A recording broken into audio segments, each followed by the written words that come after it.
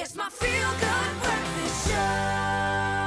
Welcome back to your Feel Good Breakfast Show. This is Expresso, and it's ahead of Youth Day. And of course, we know there are various programs in place to help with the development, yet there is still that gap when it comes to having young individuals being corporate ready and feeling empowered. And here to help us, we have CEO of Lulwazi, Lwethu. I'm welcoming Lulu Nongogo to our studio. Good morning to you. Good morning. Now, we're talking about Lulwazi Lwethu is to empower the youth. Now, who is your target audience? Is it someone that just finished high school, just finished university? Who are we looking at? Our target market is actually any youth from the ages of 18 to 40. The reason why we're saying to 40, because as we know that in South Africa, the age group, according to the legislature, is 18 to 35, but we've extended it to 40 because we want to accommodate the candidates with disabilities as well, because we don't discriminate at Lulwazi Lwethu. Whether you start from grade 10 up until upwards, because some of the youth, they drop out and then they lose hope. So we are there to give hope in the previously disadvantaged communities, in the rural areas as well. So we don't just say we've dropped out from school, so we're just leaving you. So we are here to give the solution and make a difference to them. Okay, and when it comes to, the kinds of skills the youth need to be able to step into a corporate setting or into, away from school, but into real life, essentially, what are some of those skills they need? The first skill that they really need is to be corporate ready, because most of the youth that is coming from previously disadvantaged areas, they're not corporate ready. Being corporate ready means you must be able to communicate well, whether socially or in the corporate world.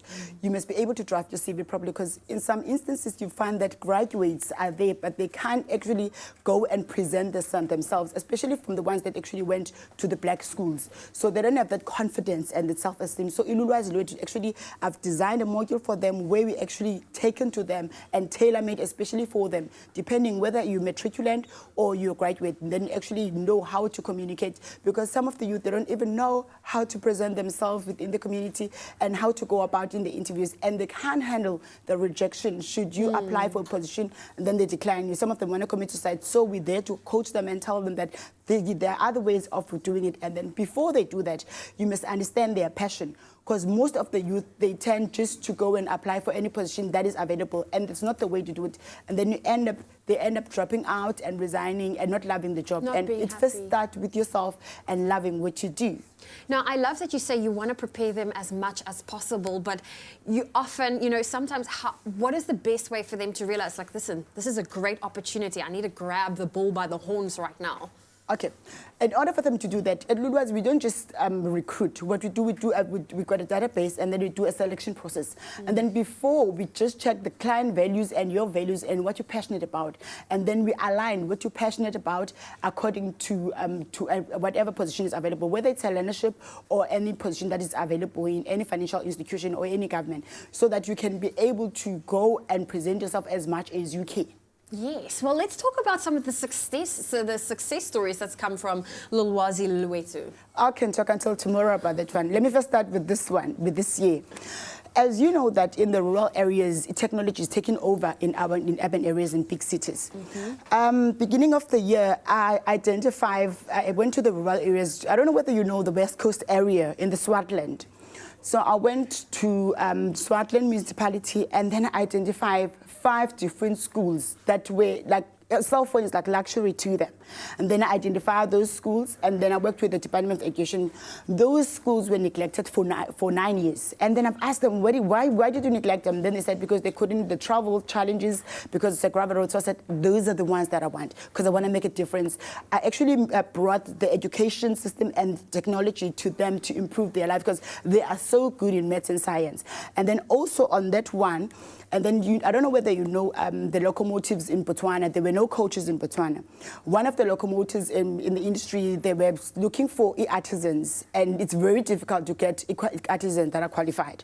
And then you can never go wrong if you come to Lulwazi Lwethu.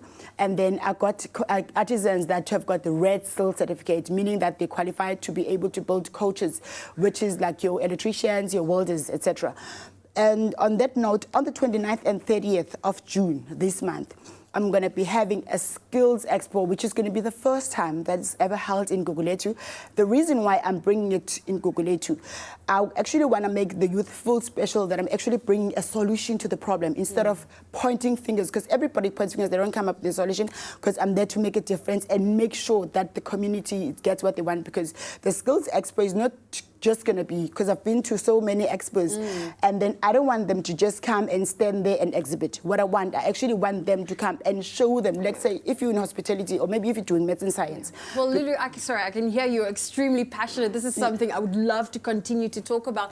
But thank you so much for coming to share with us. It's great to hear the success stories that has come from Lulwazi, Lwethu. Thank you so much for sharing that with us. And I think the conversation came at a great time, just ahead of Youth Day tomorrow.